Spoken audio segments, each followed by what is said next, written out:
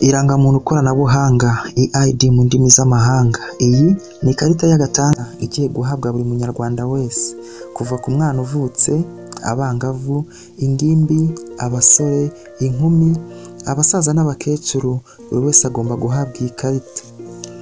Iyi karita ifite imimaro itangaje haba ku muturage, ku gihugu na sosiyete muri rusange. Mbahaye ikaze kuri Oji1 Empire.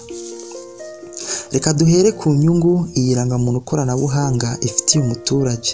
Gusa mbere yaho, reka tubanze turebe iyi rangamuntu koranabuhanga ikozwe ite, igizwe n'ibiki. Iyi karita ifite ubushobozi buhambaye kuko igizwe na QR code ndetse n'ibimenyetso by'umubiri nk'igikumwe, fingerprint mu ndimi z'amahanga, imboni cyangwa se iris scan. Iyi si ikarita isanzwe, ahubwo ni urufunguzo rwa serivisi zose umuturage akeneye ku gihugu. Iyi karita izagufasha kugera ku bikorwa byose by'ingenzi nk'umuturage w'u Rwanda, birimo uburezi, ubucuruzi ndetse n'ibijyanye n'ibyangombwa byose bya leta.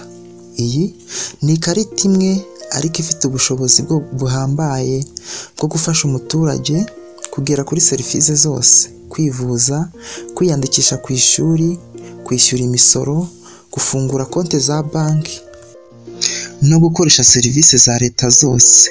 Iyi karita ni urufunguzo rw'ubuzima bwa buri munsi. Ushobora kwibaza, ese iyi karita izatangwa ite? Intambwe ya mbere ni ugushyira amakuru yawe mu ikoranabuhanga. Buri muturage azajya ku biro bya leta bimwegereye, bafata ifoto ye, fingerprint ndetse n'imboni z'amaso.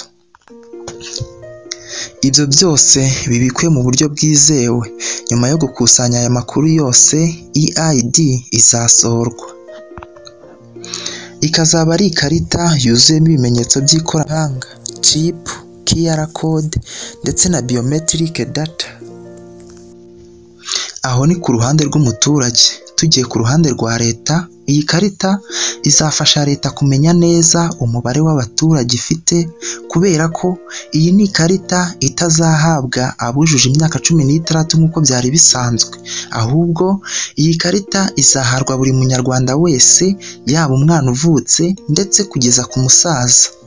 Niyo mpamvu bizafasha leta kumenya neza umubare w'abaturage wa nyawo ifite, bityo bikayorohereza mu igenamigambi ndetse no gupanga icyo igomba gukorera abaturage bayo. Ibi kandi bizagabanya ibyaha byo gukoresha ikarita ndangamuntu mu buryo budakwiye.